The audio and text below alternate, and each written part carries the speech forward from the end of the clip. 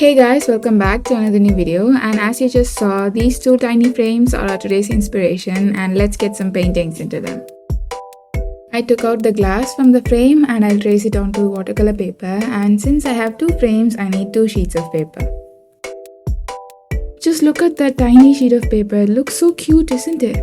Well, I've never done anything this small before, not even in my sketchbook, but I have done a mini watercolor sketchbook series and I filled this sketchbook in 7 days. So if you're interested, I'll leave a link to it in the cards and also in the description. If you want, you can check that out. Since the paper is so tiny, I didn't do any detailed sketch, just a simple rough sketch, and I moved on to the painting process. As always, I started off with color mixing, and this is the one thing that was familiar to me about this whole particular painting, and I mixed up lots of different shades of color that I need. Once I'm done with that, I started off with wet on wet technique, and just as I do in every single painting, I'm working in layers. As you can see, I start off with the lightest color and slowly and gradually for the next layers I'll move on to some darker colors eventually. And right now at this stage, I'm just blocking in all the colors that I can see in my reference, and I'm not worried about any details at all.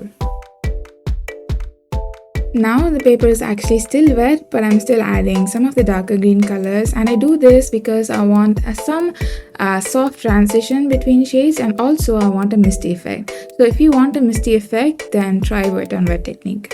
If you want your paintings to be detailed, then you should definitely use wet on dry technique. As you can see, the leaves that I just painted are in focus and they're not blended out, and that's because the paper is completely dry. So if you want your details to show through, then you should definitely use wet on dry technique. Now that I've built up quite a few layers of watercolor in there, I'm going to go with my darkest green colors and saturate them even more, and also add some shadows in there. And don't worry about that, I'll just come to it in just a few minutes.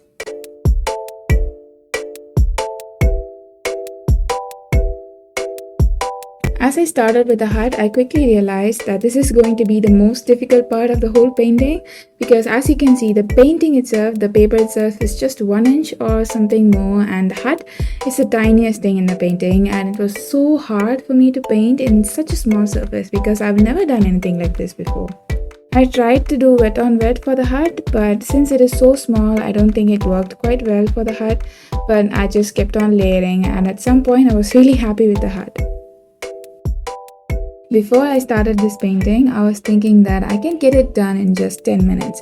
But guess what? I took more than 30 minutes to complete this one tiny painting, and I'm really in love with it. It's so cute, the size is so cute, and also the painting is so cute, and this is how it looks. What do you think about this one? I hope you like it. Let me know in the comment section, and I'm going to move on to my next painting. For this particular painting, I didn't do any kind of sketch, I just went straight in with the painting process. I started off with the wet on wet technique, and I dropped in the colors that I can see from the reference image, and I built everything up in layers. I think I've already told you that I'm in love with watercolors. I just love how it feels.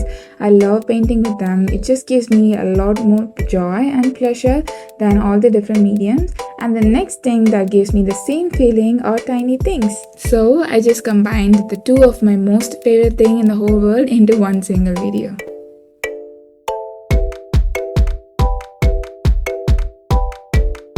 I am in love with how this particular painting turned out. I think this may be the cutest thing that I've ever created with my own two hands, and I'm just in love with it. Now let's get them into our frames. I just thought that these paintings looked better with white frames, so I just painted it with white acrylics, and this is how they look like. I'm in love with these two paintings. I think these are the most cutest things that I've ever done in my life. And I hope you liked this video. If you did, then do give this a thumbs up and let me know what you think in the comment section down below, and I'll talk to you guys in my next video. Bye everybody.